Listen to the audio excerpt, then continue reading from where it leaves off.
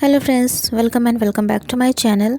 अगर आप चैनल पर न्यू हैं तो प्लीज़ चैनल को सब्सक्राइब कर लेना और डिस्क्रिप्शन में सेकंड चैनल का लिंक है, प्लीज़ उसे भी चेकआउट कर लेना। गाइस, ये love blossoms at first sight का लास्ट पार्ट है। होप सो आप सभी को ये पसंद आएगा। तो चलिए एफ का लास्ट पार्ट शुरू करते हैं। वांग जी के अंकल फाइनली वे वुशियन से मिलने के लिए तैयार हो गए थे। वे वुशियन काफ़ी खुश था। उसने तुरंत अपनी शिजे को कॉल मिलाई जिससे कि वो उन्हें ये गुड न्यूज़ दे सके। उसने फिर 2-3 बार कॉल मिलाई पर जियांग यानली ने कॉल नहीं उठाई। ये देखकर वे वुशियन काफ़ी परेशान हो गया था। वेंचिंग ने कहा, क्या हुआ वे वुशियन, तुम इतना परेशान क्यों हो? वे वुशियन ने कहा, मेरी शिजे हमेशा कॉल उठा लिया करती थी पर आज कई सारी कॉल्स करने पर भी उन्होंने फ़ोन रिसीव नहीं किया। वेंचिंग ने कहा, वे वुशियन हो सकता है वो किसी काम में बिजी हो इसीलिए ऐसा हुआ हो। पर वे वुशियन की टेंशन कम होने का नाम ही नहीं ले रही थी। उसने कहा, वेंचिंग क्या मैं आज एक दिन की और लीव ले सकता हूँ? वेंचिंग ने कहा, क्या मतलब? वे वुशियन ने कहा, वेंचिंग मुझे युनमेंग जाना है क्योंकि मुझे कुछ ठीक नहीं लग रहा। वेंचिंग जानती थी कि वे वुशियन अपनी शिजे से बहुत ज़्यादा प्यार करता था। उसने कहा, ठीक है वे वुशियन, पर टाइम से वापस आ जाना। वे वुशियन ने कहा, thank you so much Wenching. ये कहकर वो अपने रूम में गया और अपना बैग पैक करने लगा। तभी वे वुशियन को लगा कि उसे ये बात वांग जी को बता देनी चाहिए। उसने वांग जी को कॉल लगाई पर वांग जी ने कॉल नहीं उठाई। वे वुशियन ने सोचा कि शायद उसे वांग जी को इतनी छोटी सी बात के लिए परेशान नहीं करना चाहिए। उसने वेंचिंग को गुड बाय बोला और युनमेंग के लिए निकल गया। इधर वांग जी अपने अंकल के अचानक से बीमार पड़ने की वजह से काफ़ी बिजी था, इसलिए वो वुशियन की कॉल नहीं देख पाया। वांग जी को पता चला था कि शीफेंग बीमार है, इसलिए वो उसके घर चला गया क्योंकि वो उसका सबसे लॉयल बॉडीगार्ड था। शीफेंग को बिल्कुल भी उम्मीद नहीं थी कि उसके बॉस खुद उससे मिलने के लिए उसके घर आ जाएंगे। वांग जी को अपने सामने देखते ही शीफेंग थोड़ा घबरा गया। उसने कहा, बॉस आप यहाँ? वांग जी ने कहा, शीफेंग तुम्हारी इतनी ज़्यादा तबीयत ख़राब थी और तुमने मुझे बताया तक नहीं। शीफेंग ने कहा, वो बॉस मैं आपको परेशान नहीं करना चाहता था। वांग जी ने कहा, शीफेंग अंकल की अचानक से तबीयत ख़राब हो गई थी जिसकी वजह से मेरा वर्क लोड बहुत बढ़ गया है और तुम्हें तो पता है ना कि हमारा काम कितना डेंजरस है, हम किसी पर ट्रस्ट नहीं कर सकते। शीफेंग अपनी जगह पर खड़ा हो गया और बोला, बॉस मुझे पता है कि आपको मेरे ऊपर भी यकीन नहीं है पर। तभी वांग जी ने कहा, शीफेंग किसने कहा कि मुझे तुम पर ट्रस्ट नहीं है? शीफेंग की नज़रें जो अभी तक ज़मीन की ओर थीं, ये सुनते ही वांग जी के चेहरे की ओर चली गईं। उसने कहा, बॉस। वांग जी ने कहा, शीफेंग अगर अपनी फैमिली के बाद मैं किसी पर ट्रस्ट करता हूँ तो वो तुम हो। उसने कहा, शीफेंग मुझे आज भी वो दिन याद है जब तुम पहली बार एज अ बॉडीगार्ड मेरी फैमिली में आए थे। शीफेंग को यकीन नहीं हो रहा था कि ये हकीकत भी है या उसका एक सपना। वांग जी ने कहा, शीफेंग अब तुम कैसा फील कर रहे हो? शीफेंग ने कहा, बॉस अब मैं बिल्कुल ठीक हूँ। जो चेहरा इतने दिन से उदास था आज उस चेहरे पर एक मुस्कुराहट सी आ गई थी। वांग जी ने कहा, फिर ठीक है शीफेंग, तुम रेडी हो जाओ, मैं तब तक तुम्हारा यहीं वेट करता हूँ। शीफेंग ने कहा, बॉस मुझे ज़्यादा कुछ तो नहीं आता पर मैं कॉफ़ी बहुत अच्छी बनाता हूँ, क्या आप ट्राई करना चाहोगे? वांग जी कुछ देर बाद बोला, ठीक है अच्छा ले आओ। ये सुनकर शीफेंग ने स्माइल किया और कहा, ओके बॉस। कुछ देर बाद शीफेंग कॉफ़ी बनाकर ले आया। वांग जी जब कॉफ़ी पी रहा था बेचारा शीफेंग घबरा रहा था कि कहीं बॉस को कॉफ़ी पसंद नहीं आई तो। पर तभी वांग जी ने कहा, शीफेंग कॉफ़ी बहुत अच्छी बनी है। ये सुनकर शीफेंग की जान में जान आई।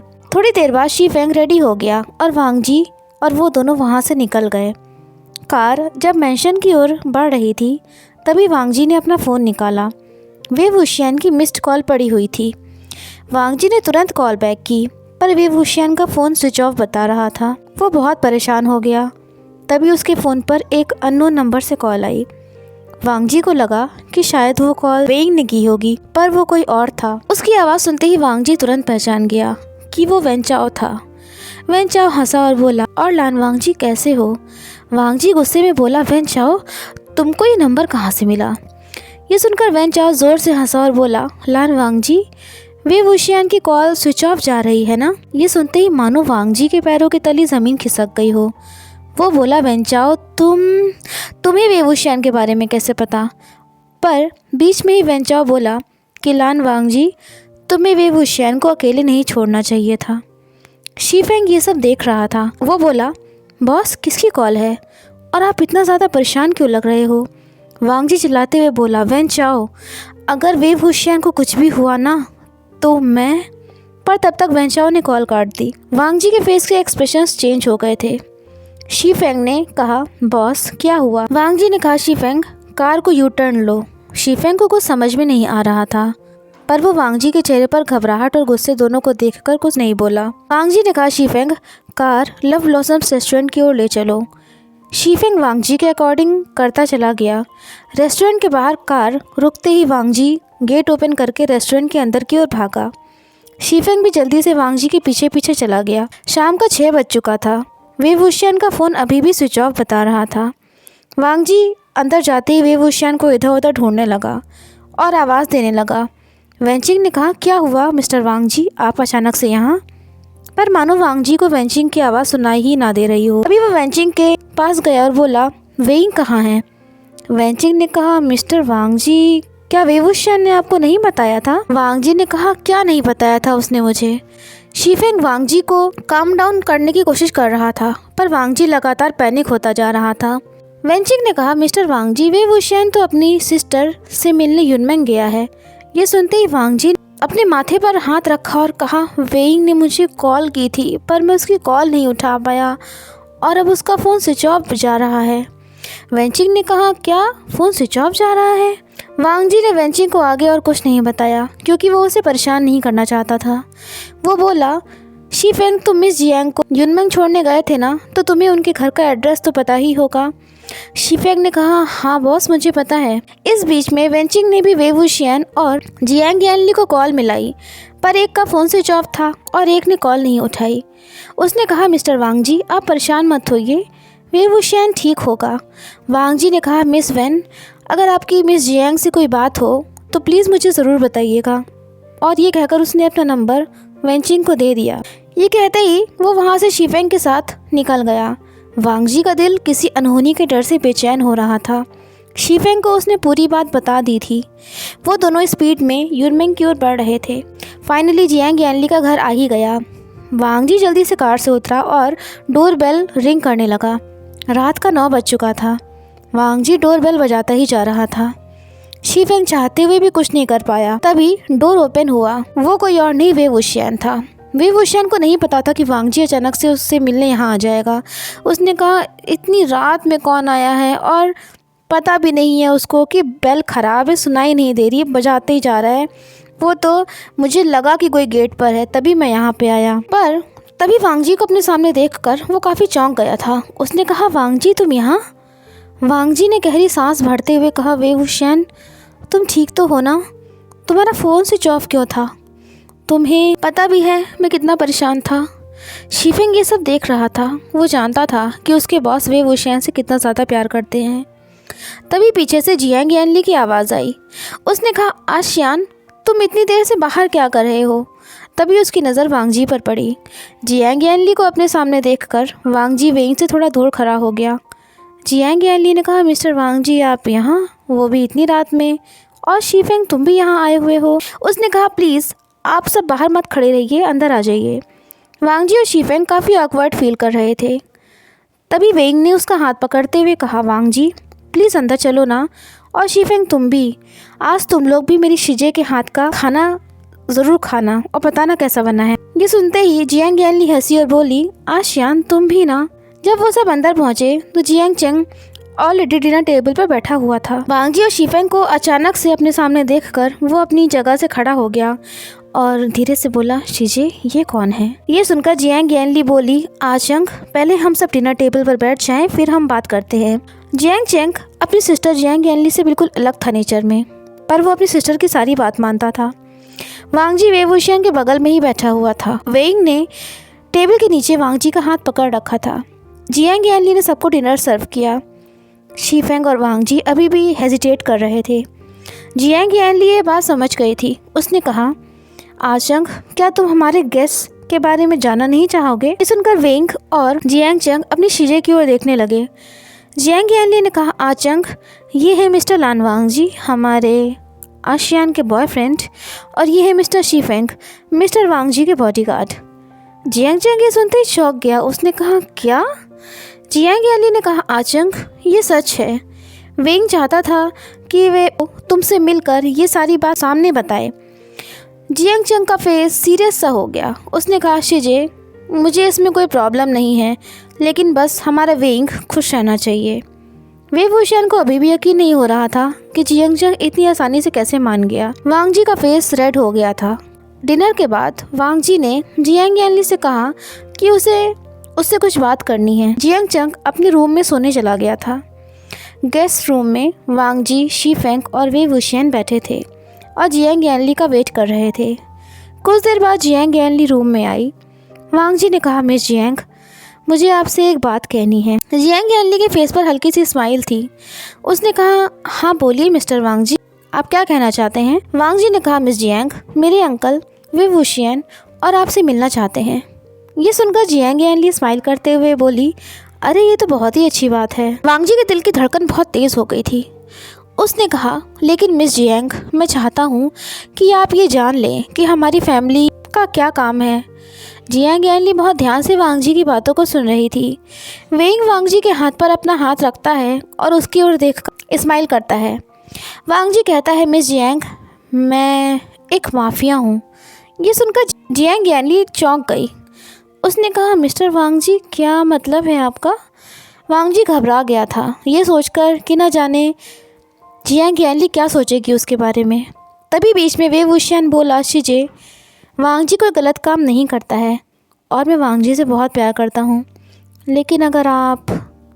तभी जियांग यानली अपनी जगह से उठी और वांग जी और वे वुशियान के नज़दीक गई। उसने अपने हाथ दोनों के सिर के ऊपर रखे और बोली मेरी ब्लेसिंग्स तुम दोनों के साथ हैं और आशियान तुम्हारी ये शिजे हमेशा तुम्हारे साथ है।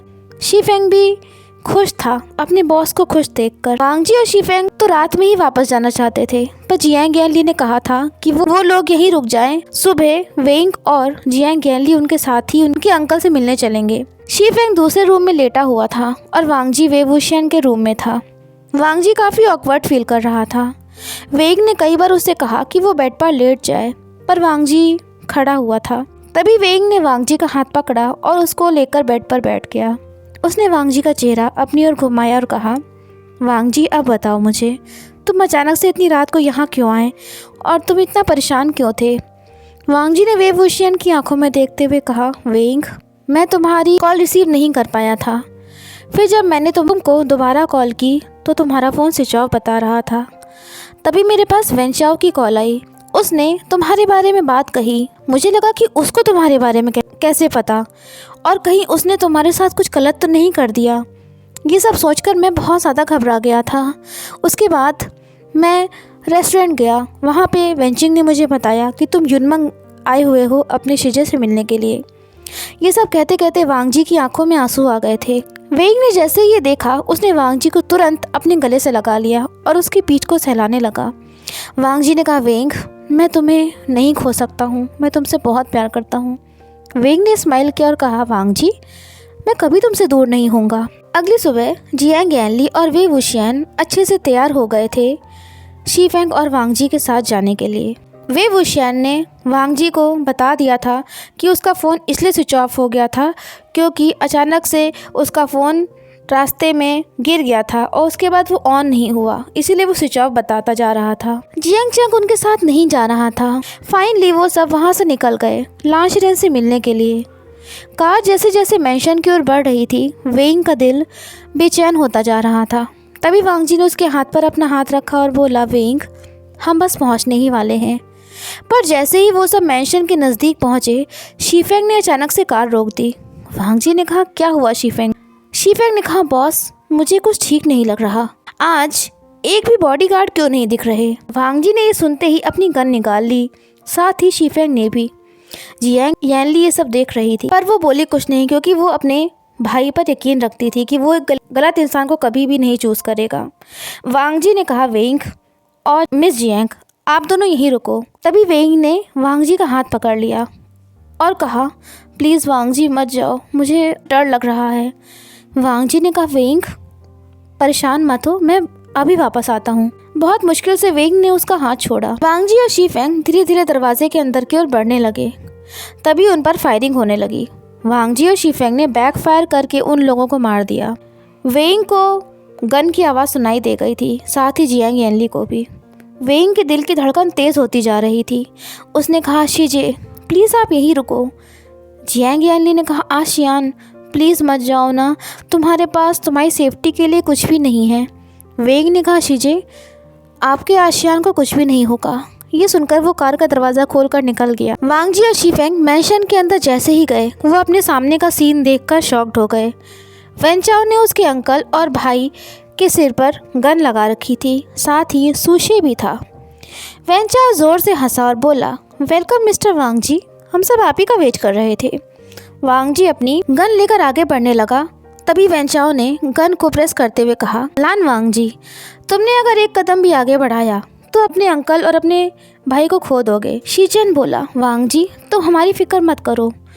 ये सुनते ही वेन चाओ ने शीचेन को एक पंच कर दिया। ये देखकर वांग जी गुस्से से भर गया और वो जैसे ही आगे बढ़ा तभी वेन चाओ ने गन फायर की, जो वांग जी के हाथ पर लग गई। वांग जी के हाथ से ब्लड निकल रहा था। शीफेंग चीख उठा। उसने कहा, बॉस।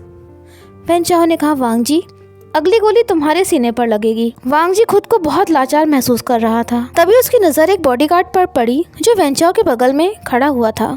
वांग जी ने कहा, श्यू हाय तुम यहाँ वेन चाओ के साथ क्या कर रहे हो? वेन चाओ हंसा और बोला, वांग जी ये तुम्हारा नहीं मेरा आदमी है, आखिरकार तुम मेरे जाल में फंस ही गए ना। अभी पुलिस सायरन की आवाज़ सुनाई देने लगी। वेन चाओ ने कहा, पुलिस को यहाँ किसने बुलाया?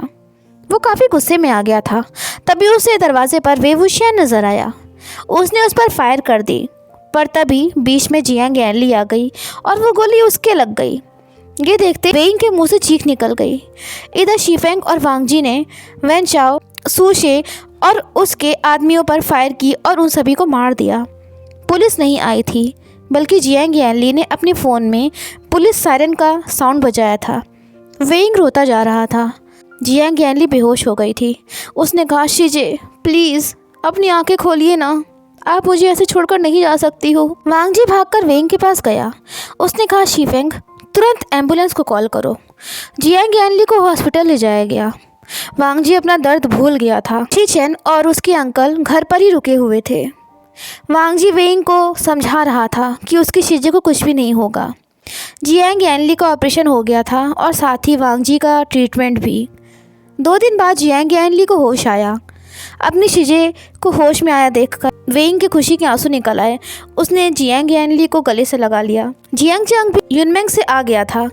पहले तो वो बहुत ज़्यादा गुस्सा हुआ था ये सारी बातें सुनकर, पर जियांग यानली के होश में आने के बाद वो थोड़ा ठीक हो गया। जियांग यानली जब पूरी तरह से ठीक हो गई तो वो वांग जी के अंकल और भाई से मिली और फिर वांग जी और वेंग की मैरिज के लिए सब तैयार हो गए। 1 मंथ के बाद सी साइड वांग जी और वे वुशियान की मैरिज सेट की गई। वेनचिंग अपने भाई वेनिंग के साथ और वांग जी और वेंग की फैमिली वहाँ थी और साथ ही कुछ क्लोज रिलेटिव्स। शीफेंग उस दिन बॉडीगार्ड की तरह नहीं बल्कि ग्रूम साइड की ओर से था। वांग जी और वेंग दोनों ने वाइट कलर के मैचिंग कोट पैंट पहने हुए थे। उन्होंने एक दूसरे के साथ पूरी लाइफ बिताने और एक दूसरे के साथ देने की कस्में खाईं।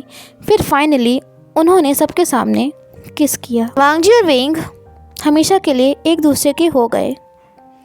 सो फ्रेंड्स, यहीं पर हमारा ये FF एंड होता है। अगर आपको वीडियो पसंद आई हो तो लाइक शेयर कमेंट ज़रूर करना। जल्दी एक न्यू FF के साथ आप सबसे मिलूँगी। Till then take care and bye bye.